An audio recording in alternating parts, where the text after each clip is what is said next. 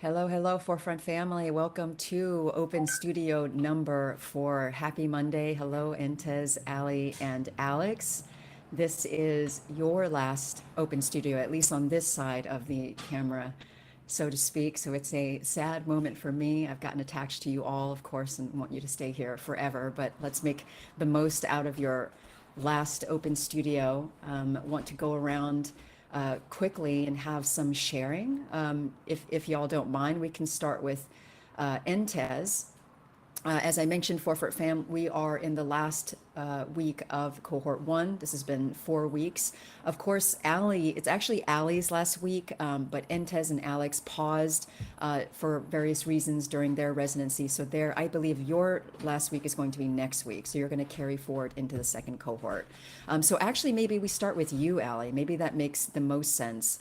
You've been up to some really cool things. You've been out on the streets. You've been packing up play kits. You've been dropping them, doing your own guerrilla style, dropping them in little free libraries throughout your community. Tell us a little bit about how your last week has been. Sure. Yeah. Aside from some technical difficulties and not being able to be with you physically while I was making those play kits, I had a week out in my community last week, which was great. So I put together little kits of loose parts, and I'll be doing that again this week. I'll share again this week with a better format. But I put them in little free libraries around town. There's so many of them here. So just little book boxes. And when I was out over the weekend on my bike, I rode by a few of them. I put in about 10 libraries and they were all gone, all the ones that I rode by.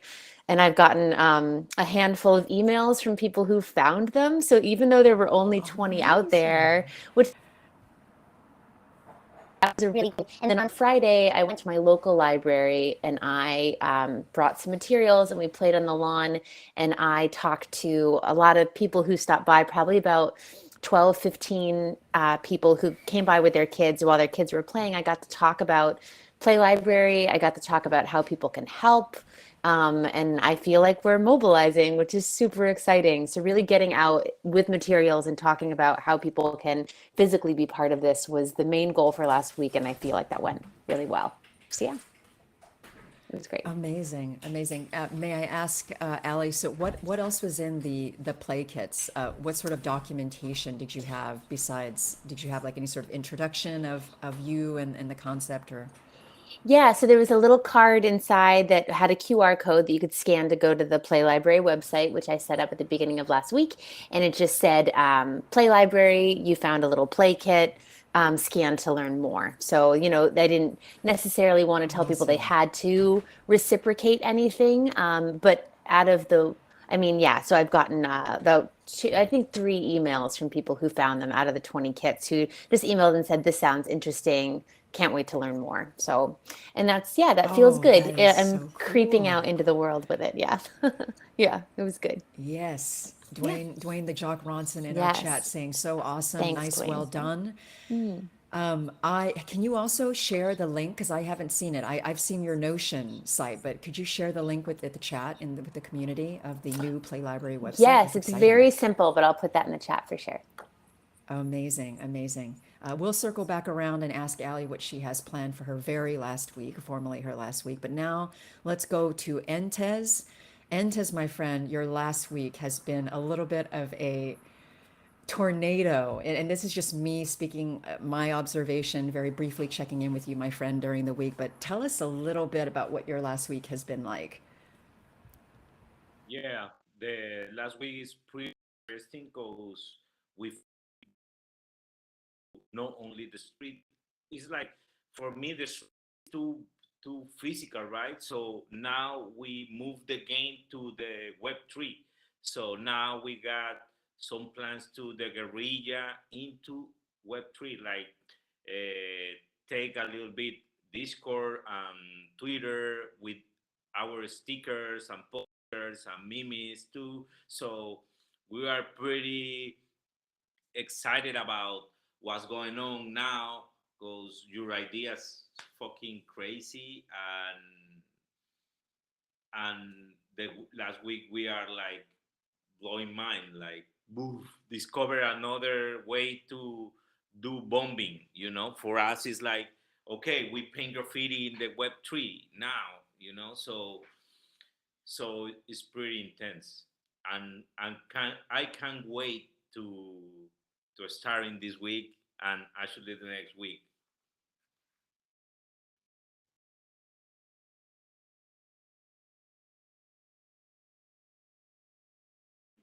I think you're muted.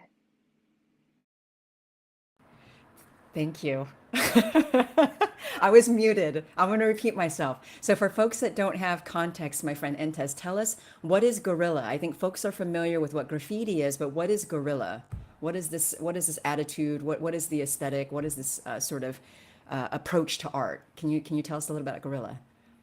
Yes, guerrilla is like comes from of the communism in China and Russia too. So these people starting to to put posters of the military staff to the people, so the people only can see this art. So reminds to to the to the country, um, was how is the boss of the president, like. So with that, the artists take that concept, like Andy Warhol started with that, actually, with the brillo boxes. Is a little bit of guerrilla, because this guy take something like this and doing a box and make art about that, because it's art in the end. Thanks for that, Marcel Duchamp, because this comes from ready-made. Is a concept of art in 50s or 60s. Comes from the idea, whatever thing is, so we can put where this the break of art global. So sorry for no for no being intense with this. Really, the artists take stickers, posters, and paint pencil in the street. So it comes from, like, maybe you are familiar with Obey or Banksy.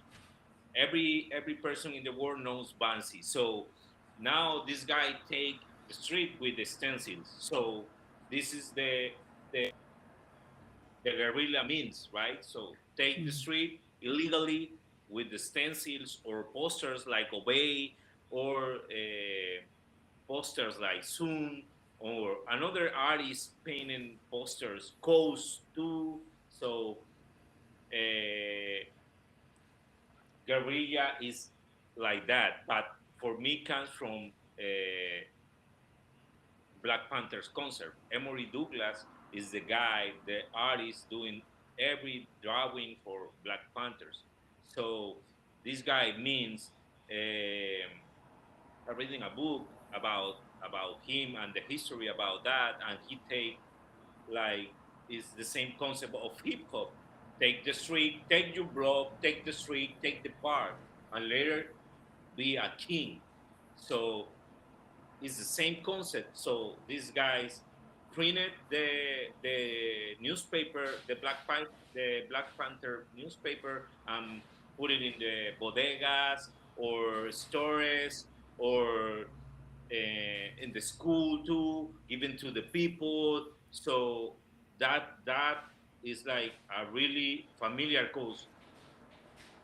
It's a concept about political situation in that moment, about racism. So for me, that impact pretty hard in my heart. So with that, I'm starting construction my own guerrilla for my 24-year artist now. So I do it stickers, posters, whatever.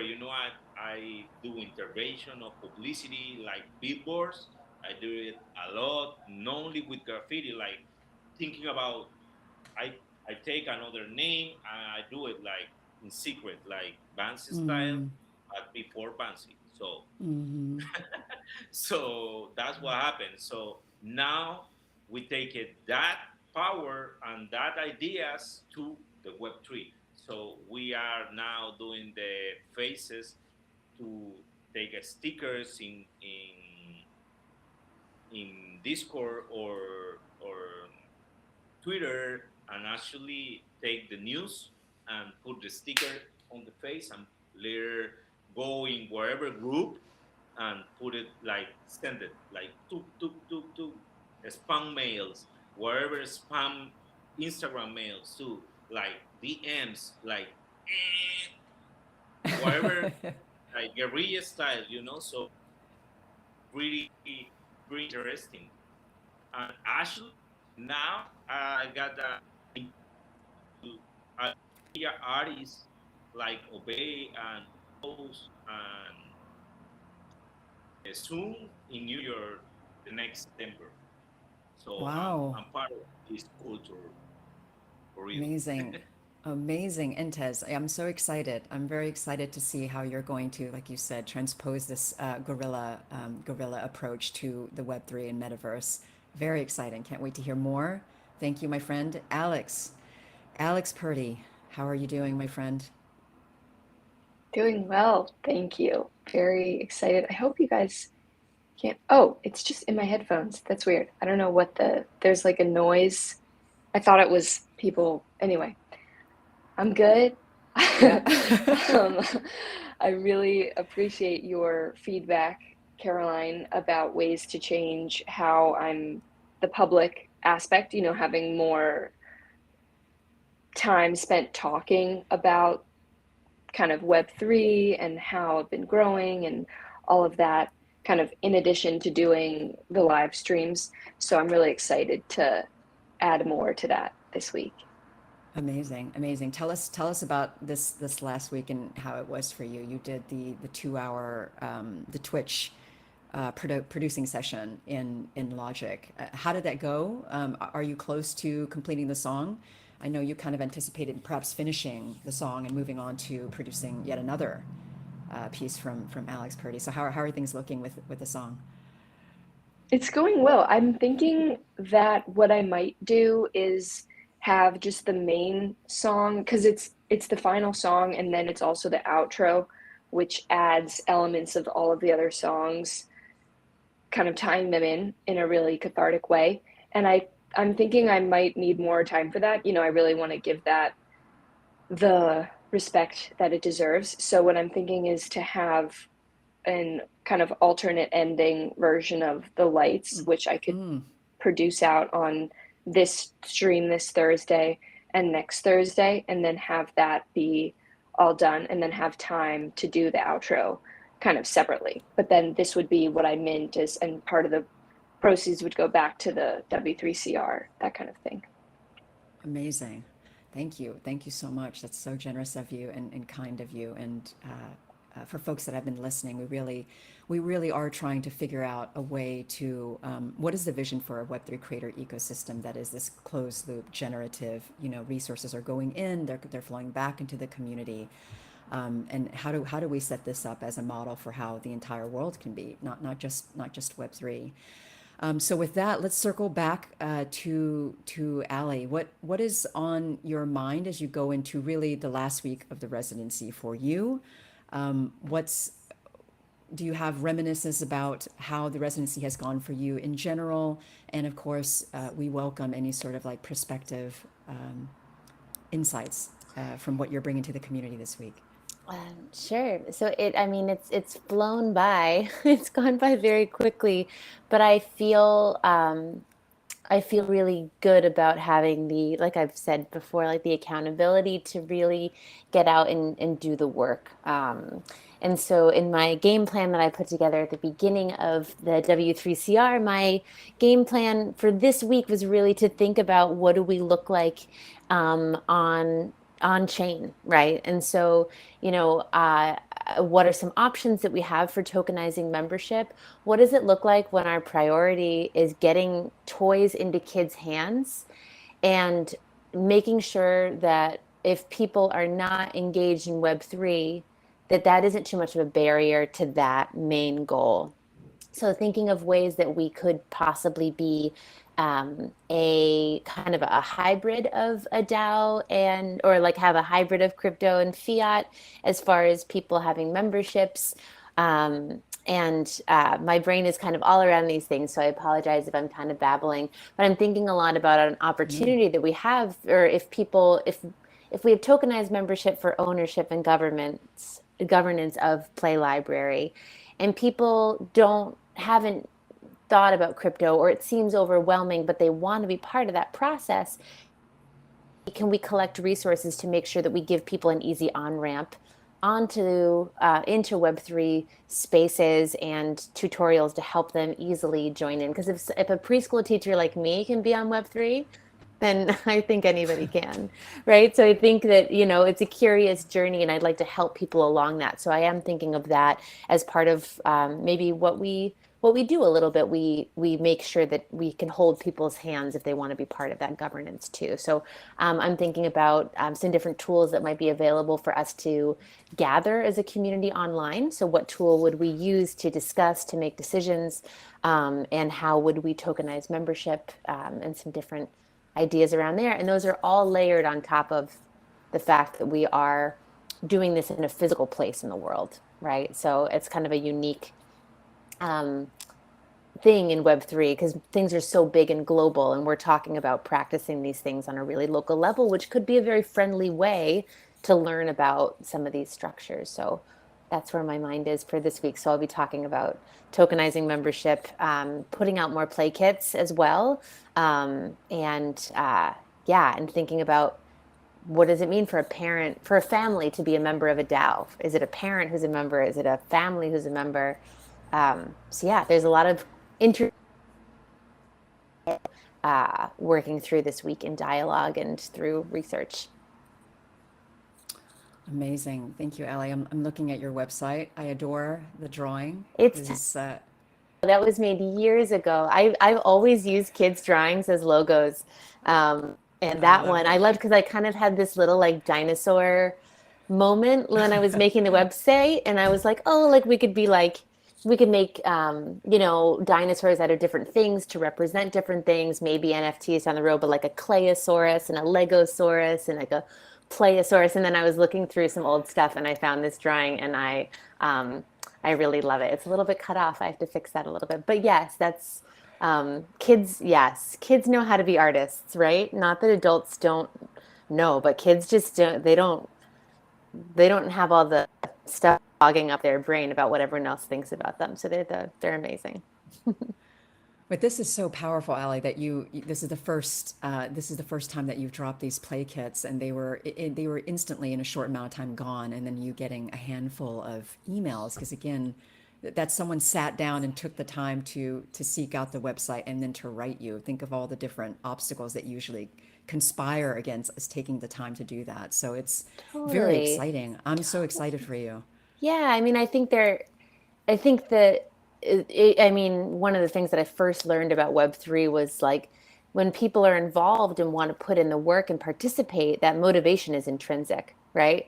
And so I think that if people want to participate, they're going to find these, they're going to say, okay, great. Or some people might say, look, here's a bunch of junk, and I'm not attached to it if they throw it away or whatever happens. But getting out and talking to people, giving away these play kits, it feels like a little taste of what you can expect from Play Library as well. I think it sets a tone that we're saying, play is natural, play is innate. How can we all share that together? And I'll be out on Friday night at an event in my community that I'm not live streaming, but it's a pretty big community event. And I get the chance to talk to a lot of people on Friday night. And so I think I'm also going to be packing up a whole bunch of play kits to give away at that event as well, so that people are sent home and that they remember the conversation and they have a link to us and they can get involved. So hopefully people just start to kind of stick to the idea. We'll see what happens. Awesome. And I'm glad too, Allie, that you're thinking of on-ramps to Play Library that don't require going straight through Web3, because I think, I sent you some thoughts as well that I was having, and I was thinking, how it's difficult when you have to encounter parents. You have something that's intended for children. You naturally have to encounter parents. You have to negotiate those conversations. And parents are harried enough as it is. And I think if once they see a pop-up play, they're going to see concretely this concept in action. They're going to see their children engaged. They're going to have great conversations with you. And then I think this community aspect is so organic and easily lived into.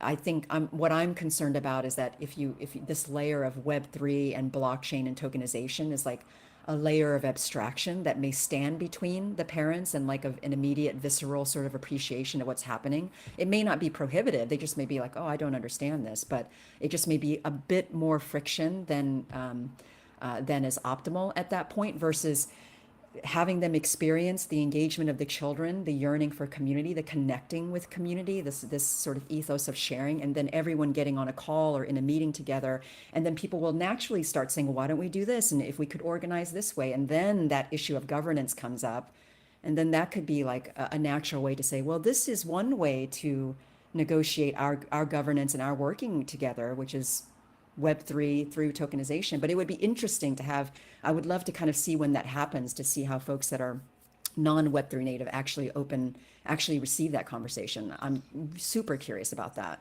Yeah, yeah, me too. I mean, I think, yeah, I mean, as curious as I am and feeling like this is the right vehicle for it, Web3 is, there's a part of me that feels like there's going to be a handful of people in my community who have said, I've been curious about Web3. This seems like an easy way to get involved because when you hear about becoming involved, people just say, well, just find a DAO and join it. And then, you kind of do, and you're like, oh, like, I don't feel like I can be involved or I don't quite know what's going on. And I think being able to, yeah, give people something concrete to involve themselves in. And even if they just want to like lurk and watch that for a little bit and then decide to get involved. So, yeah, I mean, but putting the kids and the toys first, definitely my priority, but I don't want to lose sight of Web3 as as a great vehicle for us to organize and create community. Yeah, understood. Thank you, Ali. And Tez, my friend, I know you've in my question to you about the gorilla, you've already gone into a little bit of a sneak peek of what you have planned for the community this week and next. But why? Yeah, let's talk a little bit more about this. Let's talk a little bit more about this because I think it's okay if we reveal a little bit of the magic here. I imagine that most folks will be discovering or following along asynchronously after the fact. And this sort of guerrilla campaign that you're thinking about is something that has to unfold over a longer period of time. It's the magic of it is, like you said, with the obey stickers, it's just seeing like one day they're popping up everywhere and this sort of cumulative effect of months and years of going, what is this image that I'm seeing? What does it mean? It somehow insinuates itself into our consciousness. So I'm going to leave it to you, my friend. I don't want to reveal what you don't want to reveal, but maybe you want to tell Alex and Ali, and for those who are watching synchronously, like Dwayne the Jock Ronson, tell us a little bit more concretely about what you have in store this week and next. Okay, perfect. Actually, it's your idea. So we take it and we twist it, but the idea is in Web3, the people use GM for say good morning. But if we take that signature, we can say gente marrón means brown people, okay, in Spanish. So that is what's happened with all my project, actually with all my life. So we take that and we take one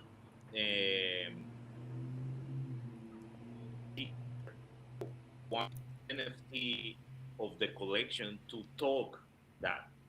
So this animation tell like GM is not good morning, is gente marrón, and that is the video we try to do viral, like try to put in with all the friends and do a little bit like twisted in the Web3 with that. So we now are focusing in the animation. Actually, we're starting today in p.m. here. So we're starting with the video and do the animation for the next week. But this week, I take the hour to explain was the guerrilla and the history about guerrilla actually, and a little video like a tutorial, something like that, to do a little bit of guerrilla with our content. With you can we put everything in a drive or we transfer or something like that, so that you got the A4 for the poster or A3 for the poster, and actually you can get the opportunity to print the stickers and starting to do the guerrilla in the physical world. Actually, you can receive the package of PNG about the stickers and the video too. So everybody can spray every gente marrón in the Web3 and use it like whatever. I'm starting to do in the yellow. I don't know the name exactly. Mm-hmm. It's Emoji, the emoji. emoji, right? Emoji. I see the movie with my kids. Yo, the emojis. I do my own emojis, but with the faces of the collection. So I'm twisting a little Amazing. bit that. So I'm create my own emojis to this Web3 media like Discord or Twitch or YouTube or wherever, like Twitter too. I don't know how I put that, but for sure I need a hacker to do it. So I'm going to If you're find it. watching, yes. Yes. Yes, amazing, amazing. And I have to say, just a personal note, like I was speaking with the W3CR team this morning, and I have to say that the conversations, the jam sessions that I had with you, my friend Entez, this past week, have really sort of exemplified like what I've been yearning to find in the W3CR, which is just community coming together, the creator, obviously people that are as talented as you and Alex and Ali, but in this sort of serendipitous encounter with a community that's accompanying you and witnessing your journey, that we just get together and we jam and amazing ideas come out of that. I mean, that was such like a privilege. I remember, Entez, you said on one of our calls that you felt like you were 15 years old again. And this was something that just made me, it warmed my heart so much. And I feel the same way. Like when I'm jamming, when I was jamming with Entez, it was just like it felt thrilling. It felt like we were giving. I was a part of helping to give birth to Entez's vision, and this is what the collective intelligence in Web3 is all about. So really, really joyful experience, and I can't wait to see where this takes us in the months and maybe even years to come. Entez, go Entez! Yes. So stoked, my friend. Never stop. Never stop. Alex, my friend, you sort of hat tipped the ramblings, the brain dump that I sent to you on the Google Doc. I did the same with Ali. I had to apologize for the rambling nature. But how, yes, what do I say about Alex? Alex and I have amazing conversations. We have these one-on-ones where we just like explore all the nooks and crannies of our thoughts and questions about just not even Web3, just life and spirituality and these questions that we're living with from year to year. How is your? I'm keen to know, what has the residency experience felt like for you? Has anything shifted in your thinking about your residency project? About this album, Preseason Training, for you as a result of the residency? I mean, I think Entez is talking about a major shift. Like you said, just last week, a huge pivot came in his idea, but obviously that's may not be appropriate for you. It may not be, it sounds like you're probably at the more mature end of preseason training, so that a pivot like that is probably not something that is appropriate for your part of the journey. But have there been any shifts like that for you that you can share with the fam? Definitely. I mean, I think a big shift happened on the Twitch stream on Thursday, getting to Mm, actually start, because it's taken me a long time and I'm still learning piano and guitar and everything. And originally I started making music with samples because that was the only thing I could do. I couldn't play anything.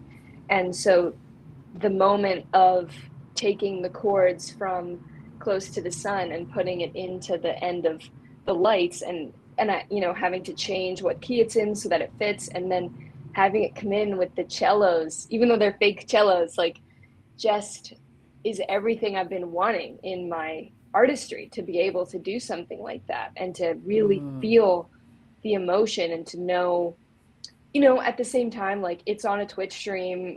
I get that producing live is probably boring to most people, like, because it's again and again and again and again. And but part of this residency is showing the process, and so it was really wonderful to actually have the vulnerability. I'm just going to do this anyway. This is not a performance. There are things that are going to be deleted. We're just trying things, throwing paint at the wall. And then the fact that that moment got captured of the first time, putting it in, hearing it for the first time, and just feeling so alive, feeling like this is why Wow. I do this, and all the risks that I've taken to be able to make my own songs instead of other people's. Wow. So yeah, That it's is been amazing. wonderful.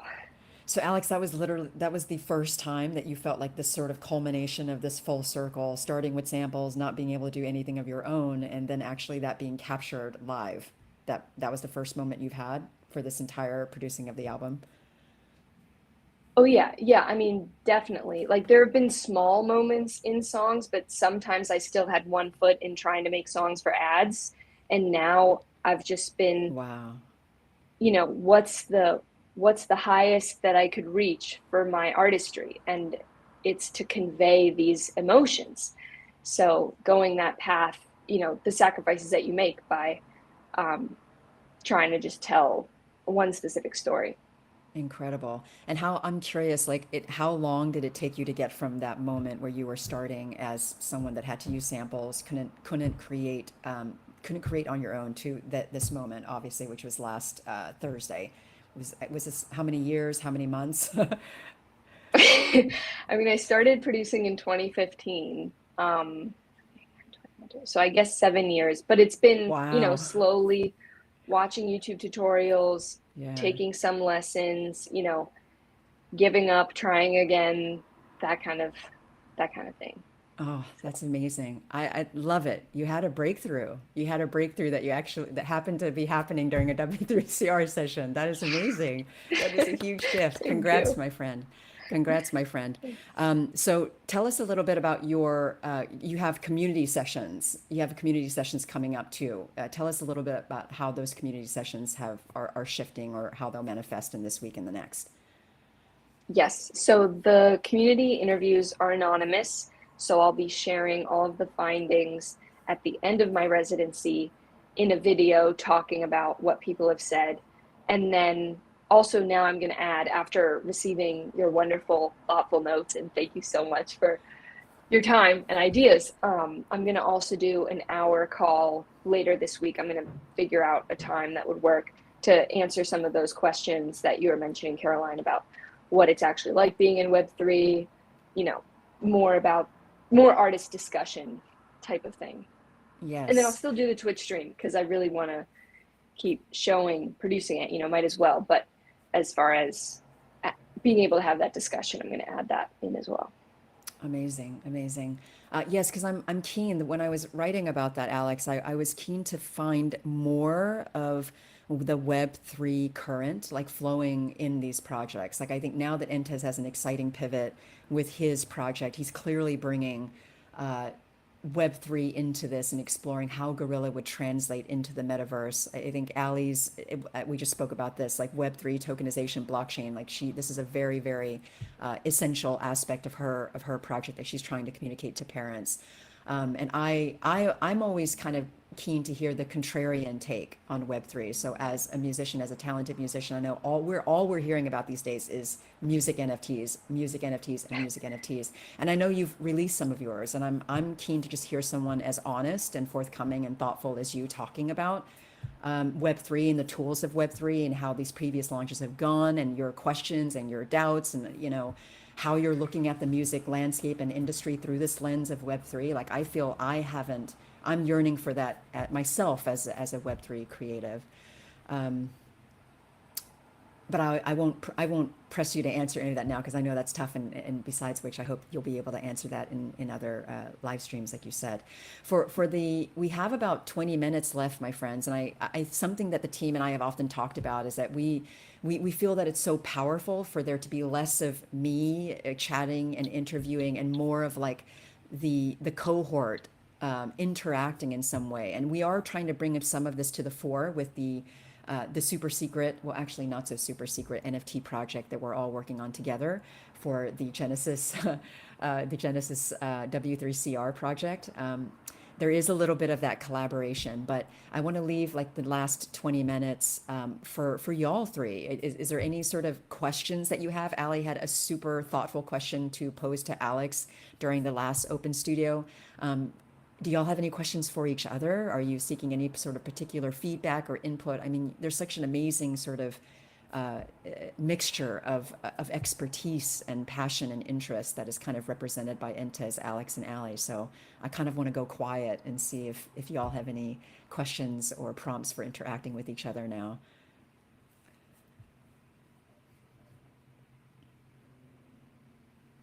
I guess I'd love to hear from both of you what maybe unexpected challenges you've experienced in this residency, and maybe also unexpected ways that you've grown.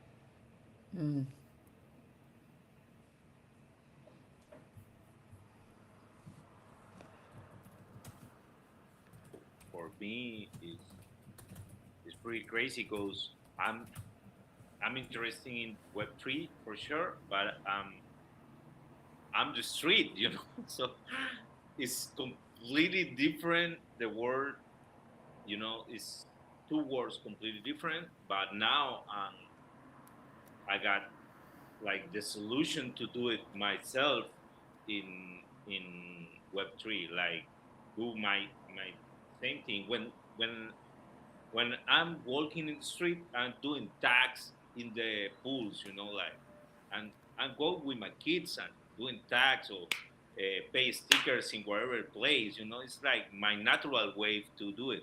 But now I'm in front of a computer. I can't do that, you know, like I can't go into the metaverse and surf like that, you know, take a skate or whatever, you know. So for me, it's very complicated. Like try to understand now before after of these 2 weeks or 3 weeks for sure. I'm pretty interested in switch my idea what guerrilla is in Web3. So what's my possibilities about that?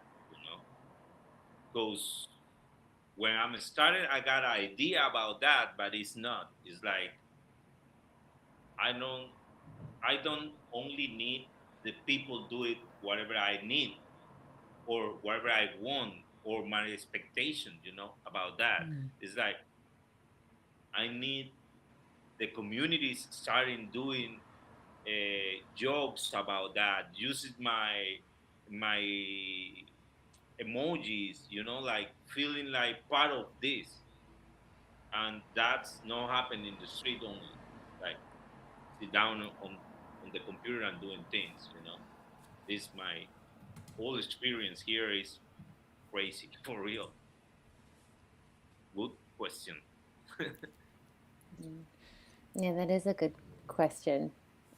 I'm glad you went first, Entez. I could take a second to think.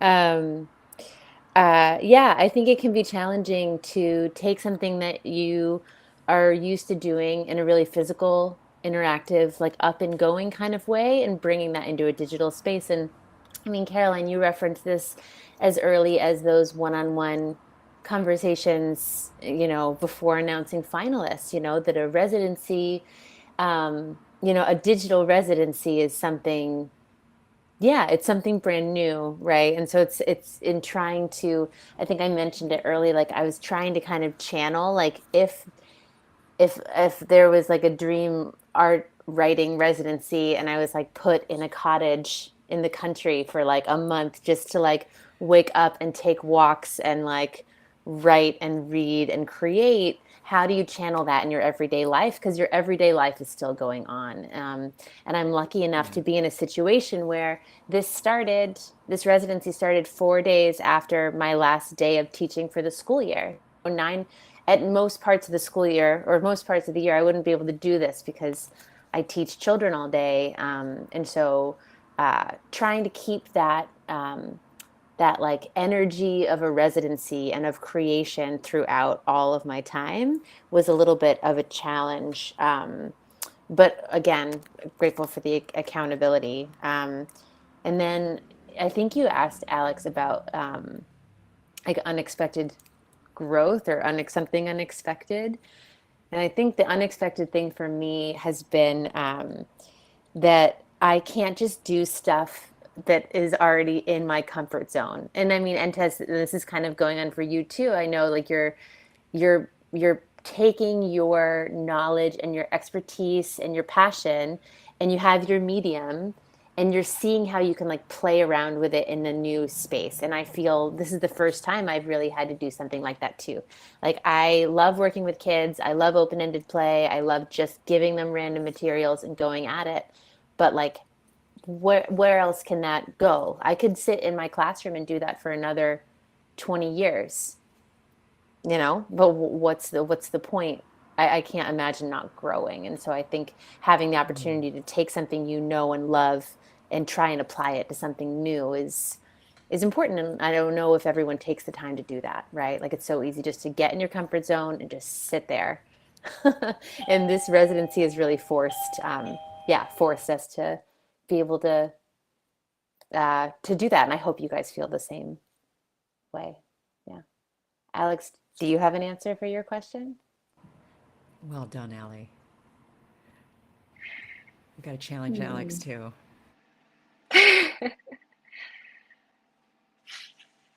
I mean, I love what you're saying, Allie, about getting out of your comfort zone. And sometimes I feel like it's challenging for me to see which is my comfort zone and which is like what's the uncomfortable thing and what's the comfortable thing. And I'm wondering now, just in this moment, is the uncomfortable thing the thing that initially brings anxiety and is like, I can't add this to my plate, like, oh no, kind of bumping against the walls of things.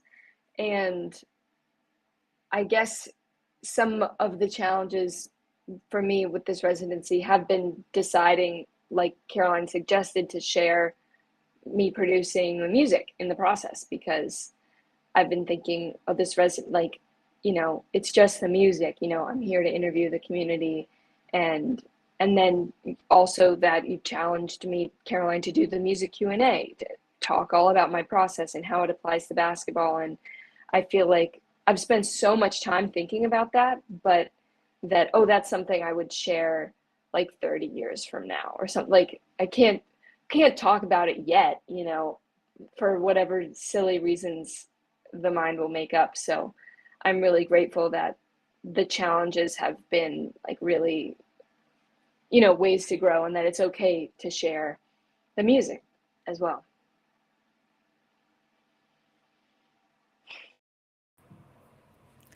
I had a thought about culture and how one forms identity and attachment to culture, because this meme of GM in Web3, for folks that are watching, obviously, I think many folks will at least be peripherally familiar with Web3 and the memes. GM is a major one, if not the major one.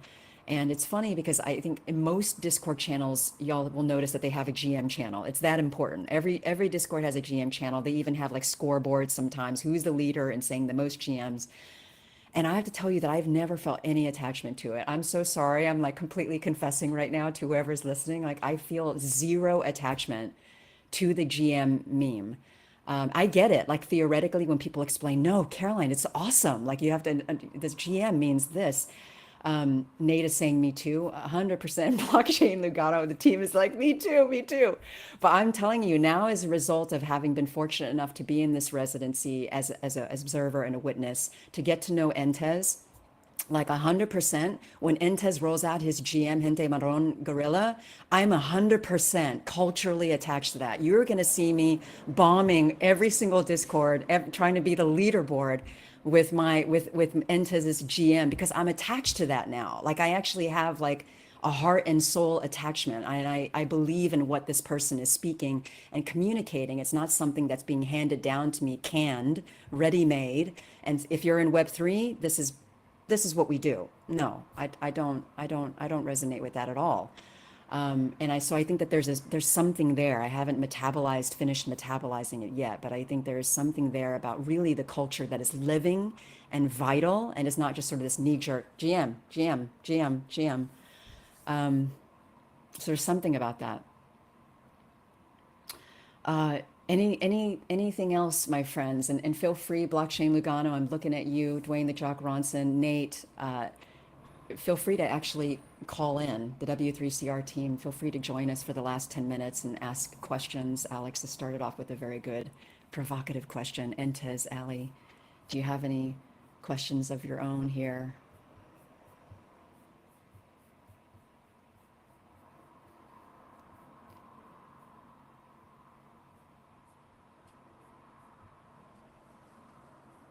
For me, it's not a question, it's like a reflection about that. Alex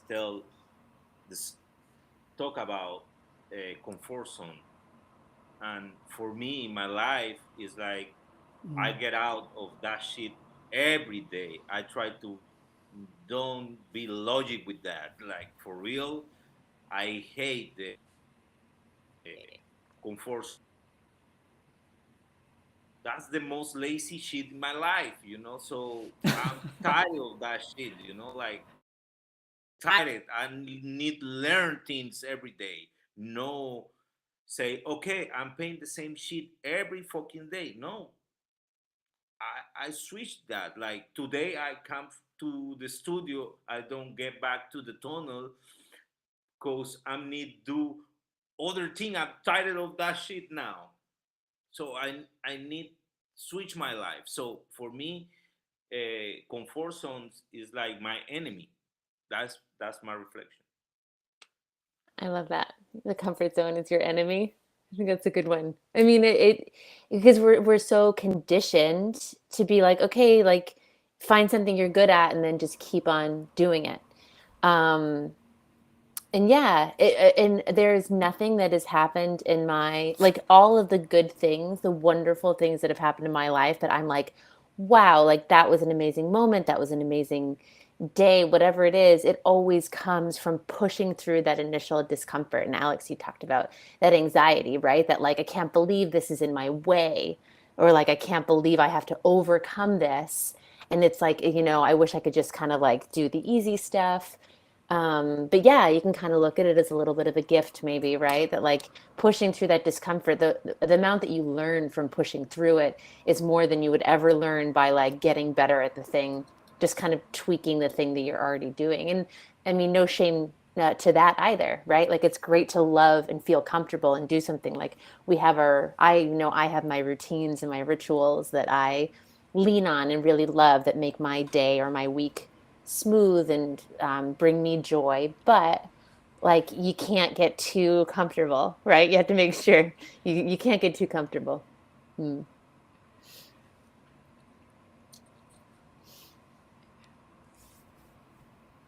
That's a beautiful reflection, Entes. Thank you, my friend. Noel is calling in with the following question. All right, I'm going to press the check mark, and maybe Noel will pop up in our Brady Bunch. Hello. Hello, all Hello. beautiful creators. Hello, hello. Okay, so we're covering Web3 and all maybe all the the negativities we see at the moment. We work through. Question. I was wondering if, like, you kind of feel like you're being pulled into this tech because it just seems to be the future laid out and be left behind. Wholeheartedly embracing it. Like, if you had the chance to go back 30 years, this tech in general didn't really exist, and you were able to do everything organically, hitting the streets. like, or Alex, Pro Logic, Pro Tools, and you just have the orchestra and you have to somehow find the get a studio session. I don't know. Like, would you rather be there, or are you totally thrilled with and embracing this technology? Amazing question, my friend. That's I would absolutely not want. Oh, sorry. Go ahead, Entes. Okay. I would definitely not want to go back because I couldn't tell the orchestra or the producer the sounds that I want to make because I don't even know until all of a sudden, my hands have done something on the beat pad, add these effects, like just going off of instinct. And yeah, I mean, I wouldn't be able to afford the producer. Like, I can't afford one now. So that's why I learned to produce. Like, it just wouldn't. Yeah, I think now is just such a wonderful time, especially with all the ways that people are expressing their sexuality and expressing all the things you're allowed to be kind of beyond gender.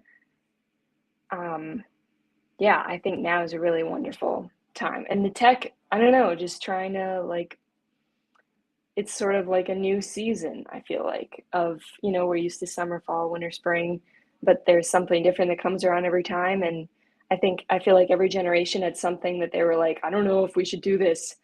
Or the second someone mentions it, they're like, I can't handle you anymore, So I'm really grateful to be here now.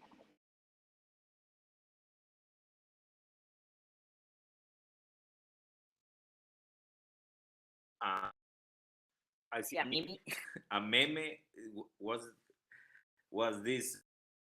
The question is, you told this guy is a little kid, and the guy tell like, for what? I don't need that shit. I'm here now. I don't go back. I'm only pushing myself to go to the next, So that's my idea. Now I work so hard to stay here, like in my level like artist now. So I don't need go back. I need go to the next level. Yeah, I feel like I agree with both of you, right? Like if I think of like little like I feel like if I had this idea and these tools weren't available, I would still find a way to do it. Like I feel the motivation didn't come from Web3, like the motivation to create. And I think Alex, you were kind of saying like, yeah, like the motivation to create doesn't come from Web3, but we have incredible tools at our disposal. Um, and like what I'm building in particular, people have built this. People built the first toy library was in LA 100 years ago. You know what I mean? Like people built this without tools. People have been sharing things and building community and making art. But I think there's something to be said about embracing the tools that we come across. And I love, Alex, what you said, like you wouldn't be able to afford a producer, so you learned how to produce. And I think that's one of the things that we do with all these tools at our disposal is like you get to keep on learning these brand new skills because you can. Usually it's free, it just takes your time, so you're up at 2 o'clock in the morning watching YouTube tutorials on whatever it is that you've decided you have to learn, and it's just so incredible. It's the way that it's the way I learned to like make my clothes over the past 2 years. I was just like, I don't know, I could do that, and you just kind of go for it. And so I think we have tech has provided us with some incredible tools that can help you like stick with your passion and grow it a little more, maybe. Yeah. That lovely, lovely, lovely question and answers. So I'm going to begin to say goodbye, but this is just goodbye on the Open Studio because first I have to really encourage the Forefront family, whether you're watching synchronously or asynchronously. We have recordings on the creator profiles of each of these creators and artists. All of their previous sessions have been recorded, whether video or audio, so you are able to follow along and enjoy the journey of these creatives that are blooming and really aspiring to create their world visions and manifest them in more concrete ways. So I really feel that I want to first of all invite the Forefront family to jump in. This next week, I think, is going to be super exciting for many, many different reasons. But before I formally say goodbye, I just want to really take a moment to acknowledge each and every single one of you, Ali, Entez, and Alex. You really are special, just beautiful and incredibly talented human beings. And it has been truly a privilege to be a part of this journey with you. Difficult to just articulate how much I appreciate each of you uniquely. You're beautiful, uniquely human beings and human ways of creating in this world. And I feel very, very optimistic for Web3 and for our future. To have been able to witness your journey in this way. So I feel really, really grateful for each and every single one of you, and hope that this next week is not the last that the Forefront family sees of you. Hope to see you around, hope to see you building Web3, because we need builders like you in this space. So with that, my friends, I will say until next time to the Forefront family, and see you this coming week. Ali, Alex, and Entez, appreciate you all so much. Bye-bye. Bye-bye, everyone.